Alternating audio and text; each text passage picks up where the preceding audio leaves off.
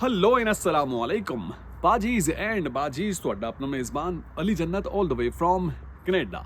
आज की वीडियो में हम बात करेंगे कि अगर आप कनाडा आ रहे हैं तो यहाँ आते ही फौरी तौर पर क्या ज़रूरी काम आपने करने हैं, क्या लाजमी काम आपने करने हैं ताकि किसी भी किस्म के पछतावे से आप बच सकें, किसी भी किस्म की परेशानी से आप दो चार ना हो, क्योंकि गाइड करने वाला कोई नहीं होता और प्रॉपर गाइडलाइन अगर आपको मिलती है तो आप ज़ाहिर है मुश्किल में नहीं फंसते। और दो इंपॉर्टेंट पॉइंट आगे चलकर आपके साथ शेयर करूंगा जो आपके जहन में, आपके माइंड में होने बहुत ही ज़रूरी हैं, क्योंकि इवेंचुअली उसको अगर आप फॉलो करेंगे तो आपको फ़ायदा होगा, नहीं तो अल्टीमेटली इंसान को नुकसान ही बर्दाश्त करना पड़ता है। वो जानना बहुत ज़रूरी है आपके लिए और चार लाजमी पॉइंट्स आपके साथ में शेयर करने वाला हूँ। वीडियो का बाकायदा आगाज़ करते हैं और वीडियो शुरू करने से पहले अगर आप पहली बार ये चैनल देख रहे हैं और ये वीडियो आपकी नज़र से गुजरी है तो प्लीज़ चैनल को सब्सक्राइब कर लीजिए, बेल आइकन को प्रेस कर लीजिए और आप टॉपिक सजेस्ट करते हैं तो उसके अकॉर्डिंगली बात की जाती है।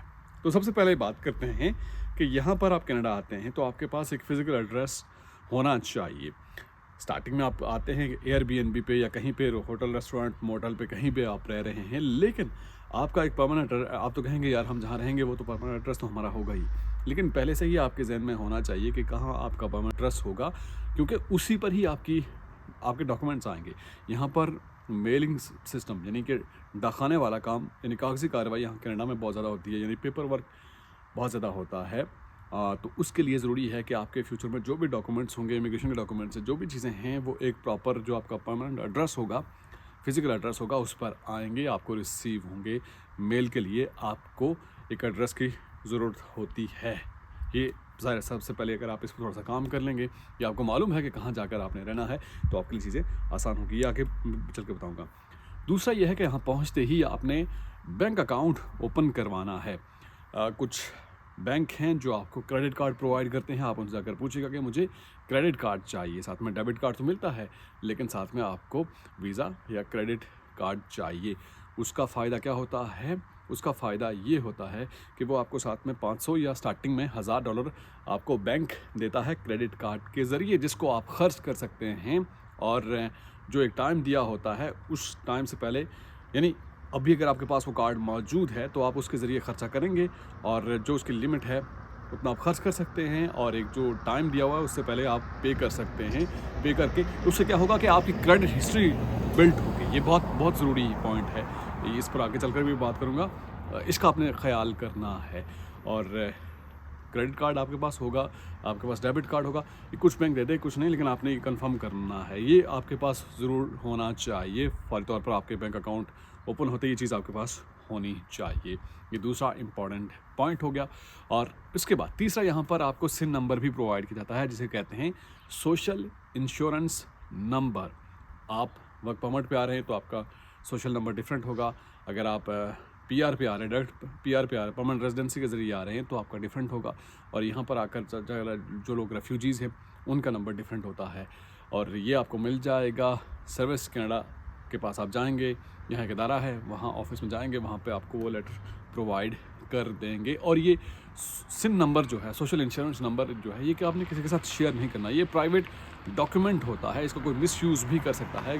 कुछ लोगों को जब ये आता है तो वो फ़ौरी तौर पर व्हाट्सएप के ज़रिए शेयर करते हैं अपने दोस्तों के साथ ज़रा खुशी में, या ऐसा है कि उसका मिसयूज़ हो सकता है, तो आपने ध्यान रखना है। तो ये आपका पर्सनल डॉक्यूमेंट है, इसको आप लोगों के साथ शेयर मत कीजिए, मत बांटिए, ये ज़रूरी आपके पास होना चाहिए। और जो आपकी कैटेगरी है उसके अकॉर्डिंगली सिन नंबर, सोशल इंश्योरेंस नंबर आपको प्रोवाइड किया जाता है।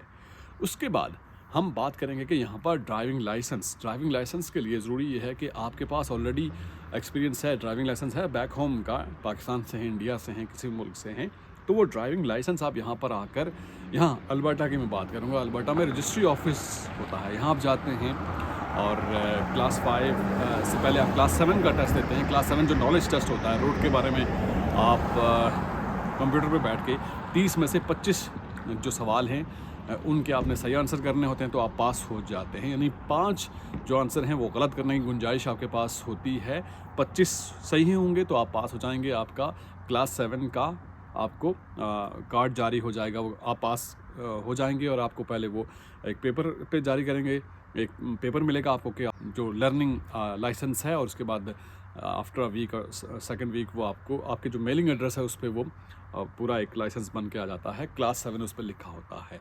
लेकिन जब आप क्लास 7 के बाद आप अपना लाइसेंस जमा कराते हैं, वो चेक करते हैं, वेरीफाई करते हैं कि आपका बैक होम का एक्सपीरियंस जो है वो बिल्कुल सही है। उसके बाद वो आपको अलाउ करते हैं कि आप क्लास 5 का टेस्ट दीजिए। तो क्लास 5 का रोड का टेस्ट होता है, आपने गाड़ी चलाकर वो भी काफ़ी ध्यान से और आपने पास करना होता है, क्योंकि एकदम से कोई भी पास नहीं कर सकता। मेरा खुद फेल हो गया था और ऐसा है कि उसकी तैयारी करके आप करेंगे तो आप पास हो जाएंगे।